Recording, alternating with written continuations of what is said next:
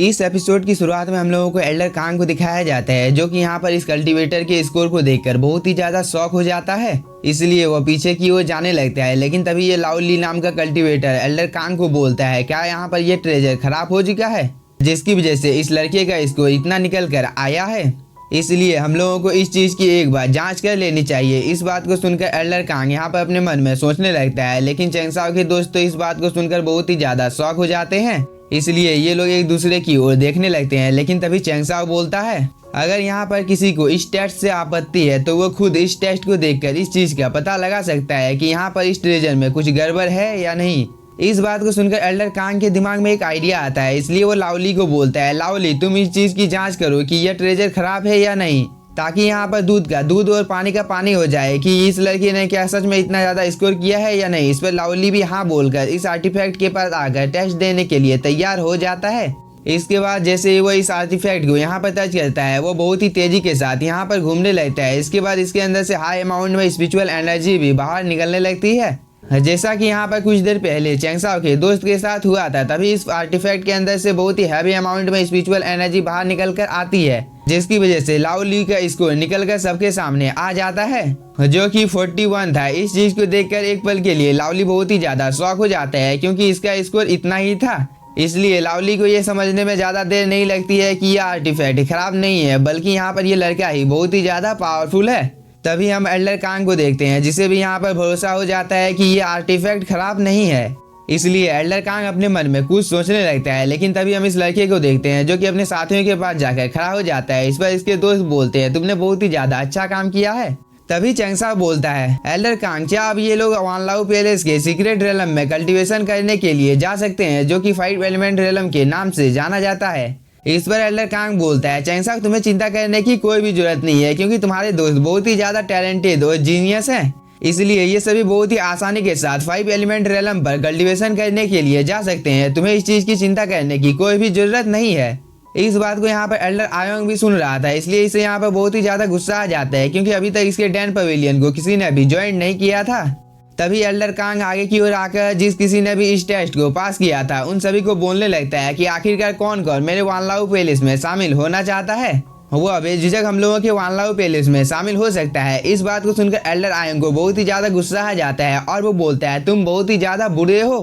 इस पर Elder Kong अपने सिर को दूसरी ओर कर लेता है, लेकिन तभी हम इस लड़की को देखते हैं, जो कि यहाँ पर बोलती है, मैं वानलाओ पैलेस में शामिल होना चाहती हूँ। इस पर चेंगसाओ इसे आगे की ओर आकर पहले टेस्ट देने के लिए बोलता है। इस पर ये लड़की भी आगे की ओर आकर जैसे ही इस आर्टिफैक्ट को यहाँ पर टच करती है, ये आर्टिफैक्ट बहुत ही तेजी के साथ घूमने लगता है और इसके अंदर से इसका स्कोर निकलकर सबके सामने आ जाता है, जिसे देखकर यहाँ पर एल्डर कांग और लाओली के मुंह एकदम देखने लायक थे, क्योंकि इन्हें तो अपनी आंखों के ऊपर भरोसा नहीं हो रहा था कि ये लड़की भी इतनी ज्यादा टैलेंटेड है। तभी ये लड़की यहाँ पर बोलती है, क्या मेरा स्कोर इतना ज्यादा निकल कर आया है जिसकी वजह से मैं वानलाओ पैलेस में शामिल हो सकती हूँ। इस पर लाओली बोलता है, तुम्हारा स्कोर तो बहुत ही ज्यादा अच्छा है, क्योंकि तुमने तो मुझसे भी ज्यादा हाई स्कोर किया है। इस बात को सुनकर ये लड़की यहाँ पर एल्डर कांग को बोलती है, क्या मैं आपके वानलाओ पैलेस में शामिल हो सकती हूँ, और इसके बाद क्या मुझे भी 5 एलिमेंट रेलम पर कल्टीवेशन करने के लिए भेजा जाएगा। इस बात को सुनकर एल्डर कांग बोलता है, तुम्हें चिंता करने की कोई भी जरूरत नहीं है, क्योंकि तुम मेरे वानलाओ पैलेस में शामिल हो सकती हो और 5 एलिमेंट रेलम पर कल्टीवेशन करने के लिए भी तुम जा सकती हो। इस चीज में तुम्हें किसी भी प्रॉब्लम का सामना करना नहीं पड़ेगा।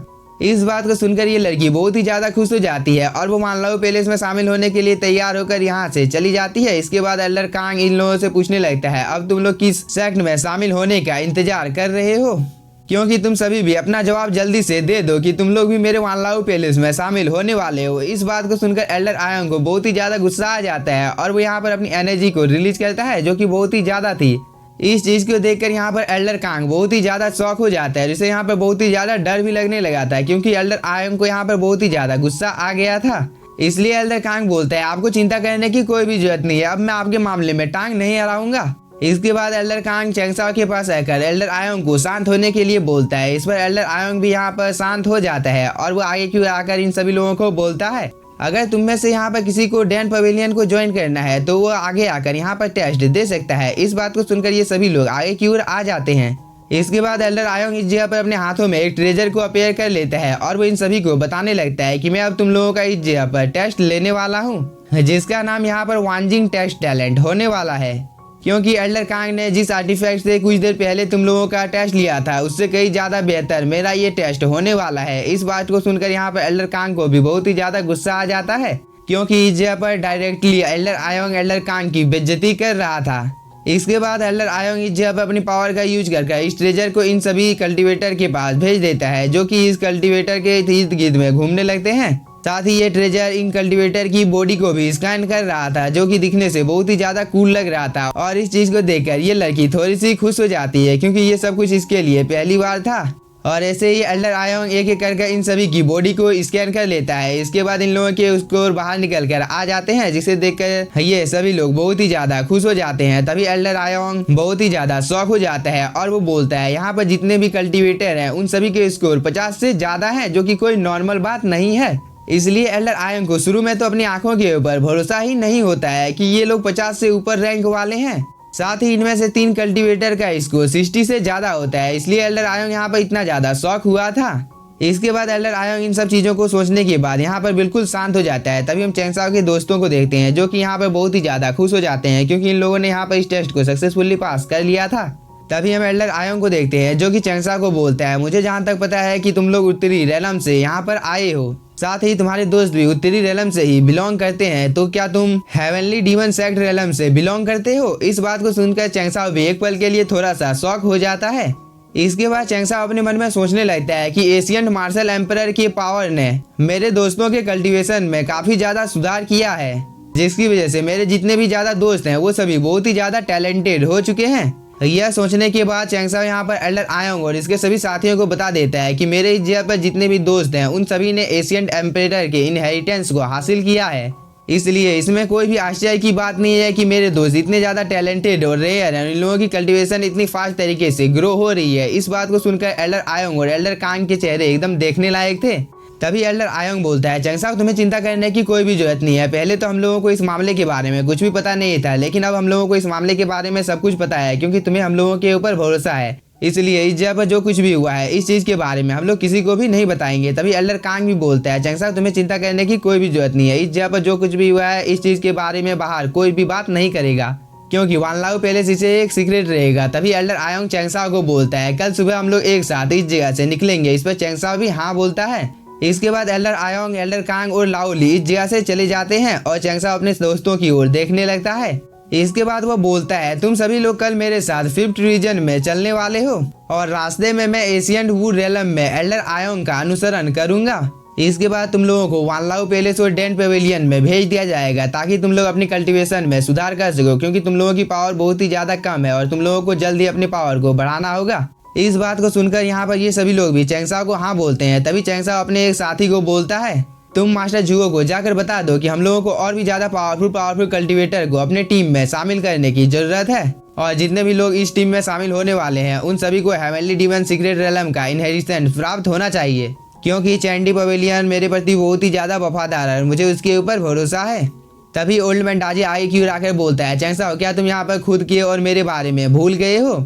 इस पर चैंगसाओ बोलता है, पहले हम लोग 5th रीजन में जाएंगे। इस बात को सुनकर ओल्ड मैन डाजी बहुत ही ज्यादा खुश हो जाता है और वो चैंगसाओ को इस जगह पर ग्रीट करता है।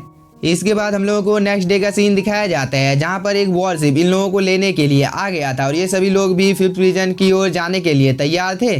तभी एक एक कर ये सभी लोग ग्राउंड में आना भी शुरू हो जाते हैं, जहाँ पर एल्डर कांग और एल्डर आयोंग इन लोगों का इंतजार कर रहे थे। तभी चैंगसाओ और इसके सभी दोस्त भी इस जगह पर आ जाते हैं, जिसे देखकर एल्डर आयोंग बोलता है, कौन कौन यहाँ पर वॉरशिप में जाने के लिए एक्साइटेड है? इस बात को सुनकर ये सभी लोग बहुत ही ज्यादा खुश हो जाते हैं। इसके बाद एल्डर आयोंग वॉरशिप के ऊपर चढ़ जाता है और एक एक कर यहाँ पर जितने भी कल्टीवेटर थे वो सभी भी वॉरशिप के ऊपर आ जाते हैं और एल्डर आयोंग अपनी पावर की मदद से वॉरशिप को एक्टिवेट कर देता है, जिसकी वजह से इसके नीचे में बहुत ही अमाउंट में स्पिरिचुअल एनर्जी इकट्ठा हो जाती है और इस चीज की वजह से वॉरशिप बहुत ही तेजी के साथ 5th रीजन की ओर जाने लगता है। लेकिन इसी के साथ हम लोगों का ये एपिसोड हो जाता है खत्म। तो अगर आप लोगों को एपिसोड पसंद आया होगा तो चैनल को सब्सक्राइब कीजिए और वीडियो को like. Thank you for watching.